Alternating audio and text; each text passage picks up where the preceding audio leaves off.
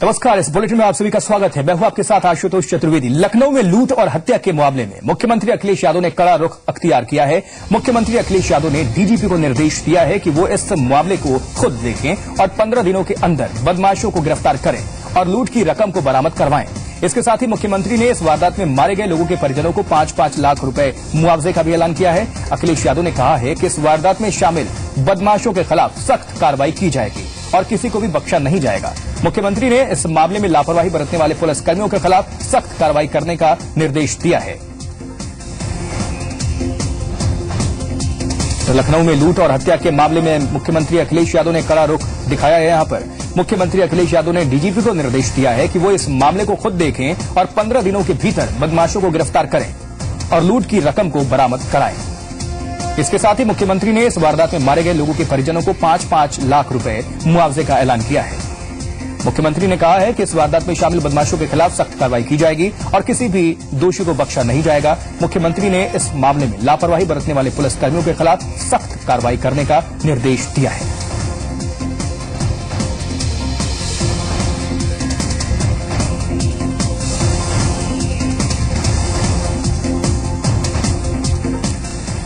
और अब हम आपको दिखाने जा रहे हैं इस वारदात के दो बदमाश।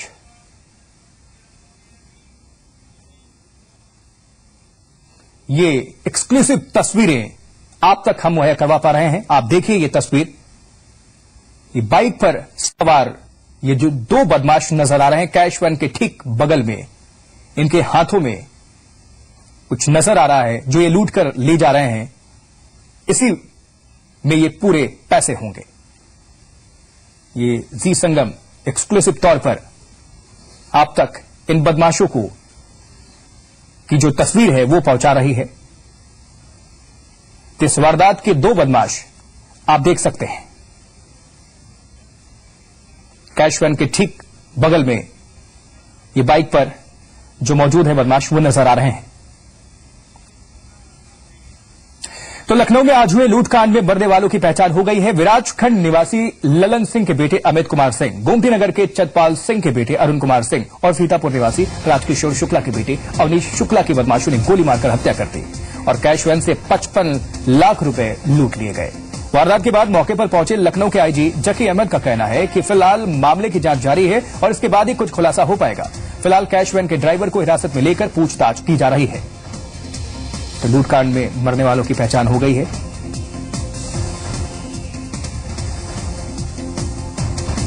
तो विराजखंड निवासी अमित कुमार सिंह, गोमती नगर के अरुण कुमार सिंह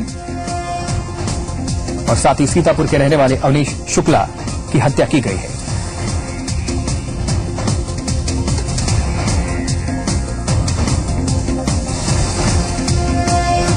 तो ये तस्वीरें आप देख रहे हैं जो सीसीटीवी में कैद हुई हैं। तो जी संगम के पास ये एक्सक्लूसिव तौर पर तस्वीरें मौजूद हैं जहां बाइक पर सवार दो बदमाश हमें नजर आ रहे हैं कैश वैन के ठीक बगल में। और ज्यादा जानकारी के साथ नीरज हमारे संवाददाता जुड़ चुके हैं। नीरज, आपसे जानना चाहेंगे इस मामले में क्या कुछ खुलासा हो पाया है, कार्रवाई क्या चल रही है?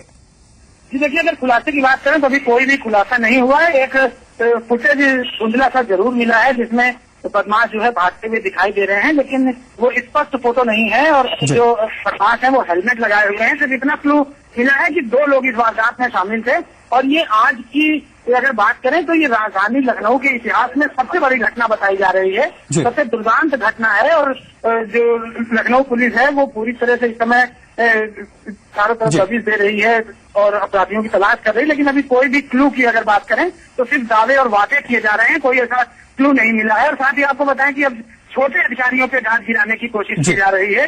चौकी इंचार्ज सिपाही और एसओ को जो है सस्पेंड करने की बात अभी चल रही है। तो इस पूरे मामले में कहा जाए तो बड़े अधिकारी अपना पल्ला झाड़ने में जुटे हुए हैं। नीरज, ये भीड़ भाड़ वाला इलाका है और 2 बदमाश आते हैं और 3 लोगों की जो है हत्या करते हैं। उनके पास भी बंदूक होगी। अब सवाल ये उठता है कि प्रशासन भी वहां पर जो है लापरवाही बरतता नजर आ रहा है। क्या छोटे जो अधिकारी हैं उन पर गाज गिराकर सिर्फ काम चलाने से ये बात नहीं होगी? बार बार इस तरह की जो चीजें हैं उस पर हमें ध्यान रखना होगा कि इस तरह की वारदात क्यों हो जाती हैं। बहरहाल आपका बहुत बहुत शुक्रिया नीरज इन तमाम जानकारियों के लिए।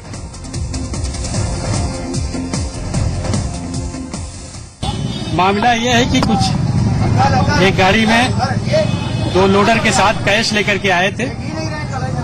कैश को हजरतगंज से लोड करते हुए आ रहे थे और आगे भी लोड करना था। यह लोड करने के लिए 2 अंदर गए हैं। इसी बीच में ड्राइवर का कहना है कि देखा कि गार्ड दोनों बाहर खड़े थे।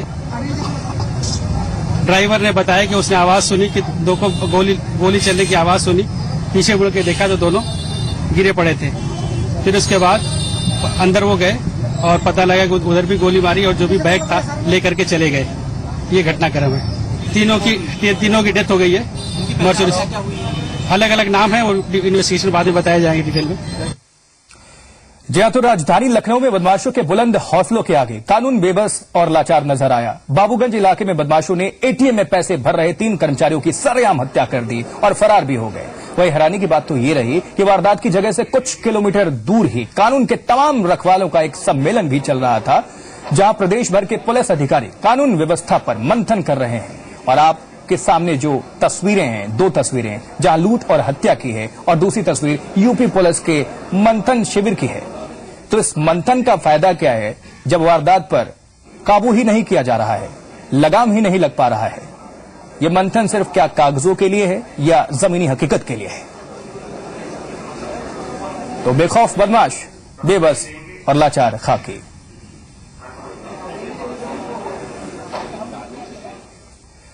उधर समाजवादी पार्टी महासचिव नरेश अग्रवाल ने अपराधियों के एनकाउंटर की वकालत की है और लखनऊ में लूट की घटना पर एसपी नेता नरेश अग्रवाल ने कहा है कि अगर कड़े कानून नहीं होंगे और अपराधियों का एनकाउंटर नहीं होगा तो अपराध बढ़ेगा ही।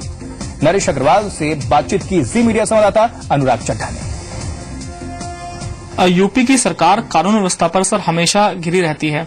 लखनऊ में एक ऐसे वक्त पर इतनी बड़ी घटना हुई है जबकि वहां पुलिस वीक चल रहा है। जो प्रदेश भर के आईपीएस ऑफिसर हैं वो वहां मीटिंग ले रहे हैं, पुलिस सुधारों की बात चल रही है।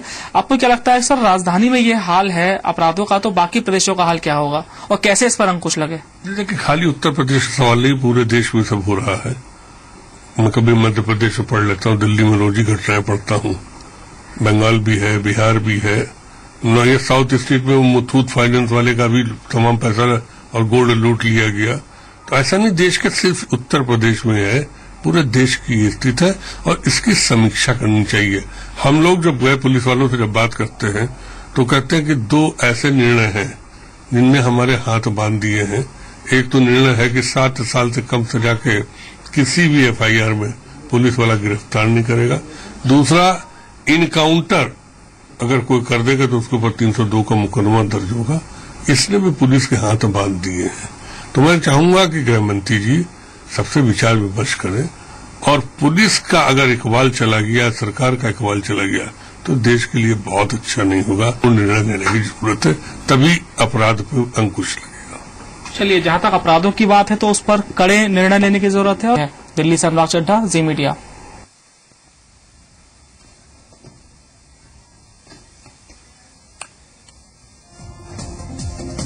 तो नरेश अग्रवाल से यहां पर हमारे संवाददाता अनुराग चड्ढा बातचीत कर रहे थे और नरेश अग्रवाल ने कहा कि एनकाउंटर जरूरी है, अपराधियों का एनकाउंटर जरूरी है। एनकाउंटर नहीं होगा तो अपराध बढ़ेगा।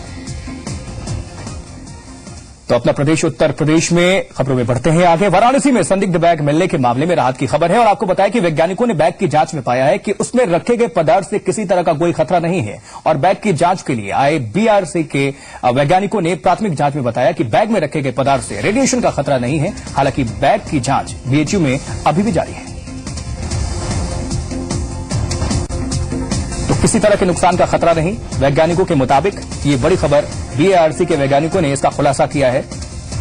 जिस प्रकार से अंदाजा लगाया जा रहा था कि इसमें क्या है, एक्सप्लोसिव है या रेडिएशन का खतरा इससे हो सकता है, लेकिन ऐसा कुछ भी नहीं है क्योंकि वैज्ञानिकों ने कहा है कि इससे कोई खतरा नहीं है। तो बैग की जांच के लिए आए बीआरसी के वैज्ञानिकों ने प्राथमिक जांच में बताया कि बैग में रखे गए पदार्थ से रेडिएशन का खतरा तो नहीं है। हालांकि बैग की जांच बीएचयू में अब भी जारी है। या आखिर इसमें है क्या?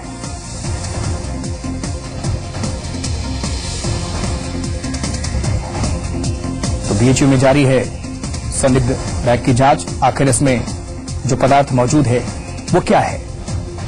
लेकिन जो फिलहाल खबर आ रही है वैज्ञानिकों के मुताबिक इससे कोई खतरा नहीं है।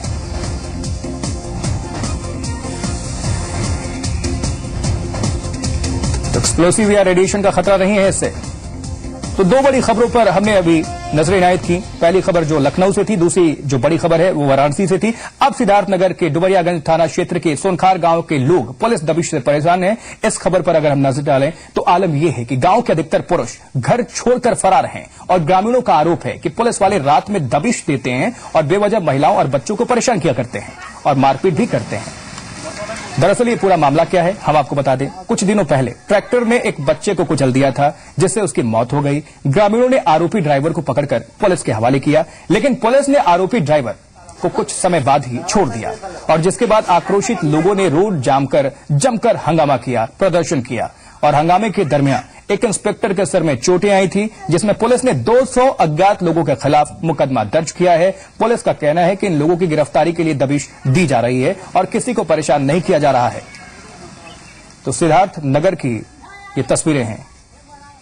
क्या बोला था, पुलिस लोग आए हमारे घर में हल गए, 7 दरवाजा हमारे खोल दिए, गिरासी निकल गए और गाली दे के गए हैं और घर का आदमी सब यार और भागा है। खाना बनाए दुश्वार है, खा पियो कुल दुश्वार है, घरे क्यों रहते नहीं है। 30 लोग आवत हैं, गांव में हालत है, मर्द नहीं है। अब राहत है, मर्द भाग जाते हैं, अपना यार वार हो जाते हैं। और वहाँ बिटियन के सज्ञान बिटिया पतुआ लेके हम लोग भाग जाये थे और घर में रही थे तो घर में रह नहीं पाई थे। अपना सब आवत है, आज परेशान करत है, घर में हली पल्ला तोड़ी है। नहीं, ये तो आरोप उनका गलत है। अब जो अभियुक्त है उनकी गिरफ्तारी के लिए तो उनके घर पर तलाश की ही जाएगी। अगर उनकी तलाश को ही लोग अगर गलत मानेंगे तो इस संबंध में हम क्या कर सकते हैं। तलाश करना, अभियुक्तों की गिरफ्तारी करना हमारा दायित्व है, उसको हम करेंगे। ग्रामीणों में कोई खौफ नहीं है, खौफ उन लोगों में है जो उस घटना में शरीक रहे हैं और जिन्होंने इस अपराध को किया है। तो जो अपराधी हैं, अपराधियों में तो खौफ रहेगा ही।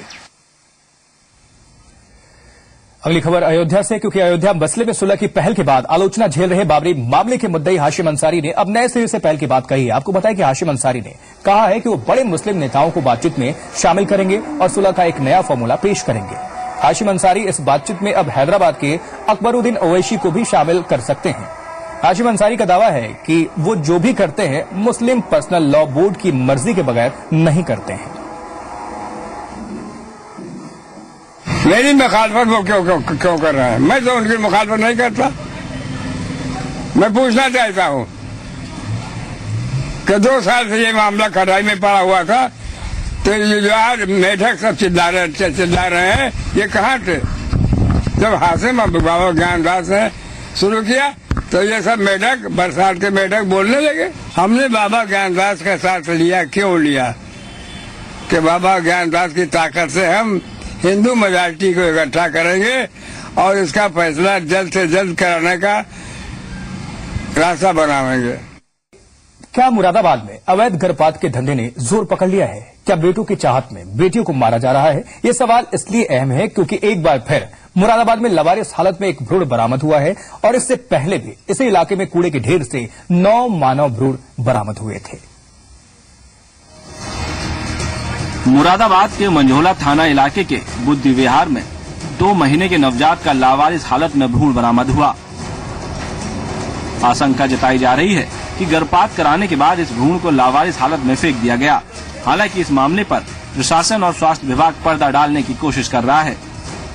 घटना यहाँ हुई है, ये पता नहीं किस, ये बच्चा जो है यहीं पे कहाँ से आया है पता नहीं चला कुछ। ये समझ लो कि ऐसा था कि थोड़ी देर पहले ही कोई डाल के गया है। तो अभी तक पुलिस नहीं आई है यहाँ पे? पुलिस नहीं आई है। लावारिस हालत में मानव भ्रूण मिलने का ये कोई पहला मामला नहीं है। अभी हाल ही में मंझोला थाना इलाके से ही कूड़े के ढेर में 9 नवजात बच्चों के भ्रूण बरामद हुए थे। सभी मानव भ्रूण शीशे के जार में रखे हुए थे और उनके ऊपर 1 माह और 2 माह का टैग भी लगा हुआ था। आशंका जताई जा रही थी कि बरामद भ्रूण मेडिकल स्टूडेंट्स के प्रयोग के लिए लाए गए थे और इस्तेमाल के बाद उन्हें फेंक दिया गया, या फिर आसपास के अस्पतालों की लापरवाही का ये कोई नतीजा हो सकता है। लेकिन एक बार फिर ऐसा ही मामला सामने आया है जिससे ये साबित हो गया है कि यहाँ अवैध गर्भपात का कारोबार धड़ल्ले से चल रहा है। हालांकि पुलिस और प्रशासन की ओर से अभी तक कोई ठोस कदम नहीं उठाया गया है, क्योंकि घटना के सामने आने के बाद कई घंटे बाद तक पुलिस मौके पर नहीं पहुंची। तो क्या बेटों की चाहत में बेटियों को मारा जा रहा है? क्या मुरादाबाद में अवैध गर्भपात के कारोबार ने जोर पकड़ लिया है और पुलिस प्रशासन ने आंखें मूंद ली हैं, क्योंकि बीते कुछ दिनों से जिस तरह मानव भ्रूण लावारिस हालत में मिल रहे हैं वो इसी तरफ इशारा कर रहे हैं। दीपचंद जोशी, जी मीडिया, मुरादाबाद।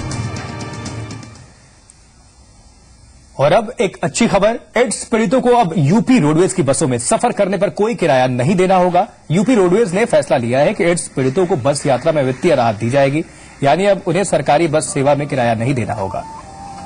इस योजना की शुरुआत अप्रैल महीने से की जानी है और इलाहाबाद में ये सुविधा सबसे पहले लागू होगी, जिसके बाद इसे पूरे प्रदेश में लागू किया जाएगा। आपको बता दें कि पूरे प्रदेश में एड्स पीड़ितों की संख्या 90,000 है तकरीबन, और इनमें से 11,000 सिर्फ इलाहाबाद में ही हैं, जिन्हें सबसे पहले सुविधा का लाभ मिलेगा। इस योजना के क्रियान्वयन के तहत एड्स पीड़ितों के लिए स्मार्ट कार्ड बनवाए जाएंगे। साथ ही पीड़ित की गोपनीयता बनाए रखने के लिए कार्ड एड्स सोसाइटी के नाम से होगा, न कि पीड़ित के नाम से। जिस तरीके से रोडवेज में विकलांग जनों के लिए छूट दी जा रही किराए में, उसी तरीके से एड्स पीड़ित रोगियों के लिए भी छूट देने का प्रस्ताव है और उन्हें वही सुविधाएं मिलेंगी जो विकलांग को मिलती है किराए में छूट की। तो एड्स पीड़ितों के लिए सहूलियत भरी खबर थी ये। कौशाम्बी के निवेदा ब्लॉक में एक HIV पॉजिटिव अपने रिश्तेदार के सितम से परेशान है और माता पिता की मौत के बाद तीनों भाई बहन अपने रिश्तेदारों के घर पर ही रह रहे थे और इसी बीच छोटे भाई की एड्स की बीमारी का पता चला, जिसके बाद रिश्तेदारों ने इस अनाथ बच्चों से मुंह फेर लिया। इन लोगों का आरोप है कि रिश्तेदार उन्हें परेशान कर घर से निकालना चाहते हैं। उत्पीड़न से तंग आकर इन लोगों ने पुलिस से भी मदद की अपील की, लेकिन किसी ने इनकी आप बीती नहीं सुनी। वहीं चायल तहसील के उपजिलाधिकारी का कहना है कि मामले की जानकारी होने पर पीड़ित परिवार की पूरी मदद की जाएगी। मेरा भाई HIV से पीड़ित है और इसी बात को परिवार में मतलब जानकारी हो गई है और इसी बात को लेके परिवार वाले कभी कुछ न कुछ बातें वो करके जो है मारपीट हम मारते हैं, हमको झगड़ा करते हैं, भाइयों को मारते हैं। पुलिस वाले जो है कुछ भी नहीं सुनी है, दो बार चौकी गई, थाने गई, कुछ भी नहीं सुनी और इसके अलावा उल्टा मेरे पे ही 116 का जो है कार्रवाई कर दी। और बरेली में आदमखोर कुत्तों की वजह से 5 बच्चों की मौत के बाद प्रशासन की नींद खुली है। आपको बताया कि डीएम ने एसडीएम, एडीएम, प्रशासन, डीएफओ और तहसीलदार को तलब कर जवाब मांगा है। डीएम ने जिम्मेदार अधिकारियों से पूछा है कि आखिर इतने बच्चों की मौत कैसे हो गई और पूरा प्रशासन क्या कर रहा था। डीएम कल खुद बहेड़ी गांव का दौरा करेंगे और पीड़ित परिजनों से मुलाकात भी कर सकते हैं।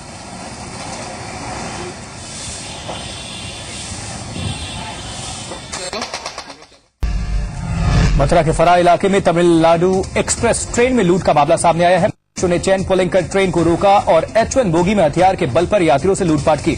बदमाशों ने विरोध करने पर एक यात्री को घायल भी कर दिया।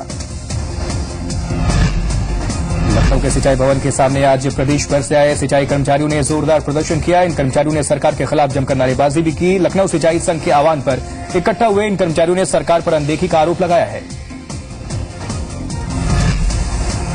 आगरा के कमिश्नर प्रदीप भटनागर ने आगरा कलेक्ट्रेट का औचक निरीक्षण किया। इस दौरान प्रदीप भटनागर को हंगामे का भी सामना करना पड़ा। दरअसल कमिश्नर प्रदीप अपने साथ डीएम को लेकर हर विभाग के कार्यालय में जाकर कर्मचारियों से बातचीत कर रहे थे। इसी दौरान अपनी समस्याएं रखने पहुंचे अधिवक्ताओं की भीड़ आपे से बाहर हो गई।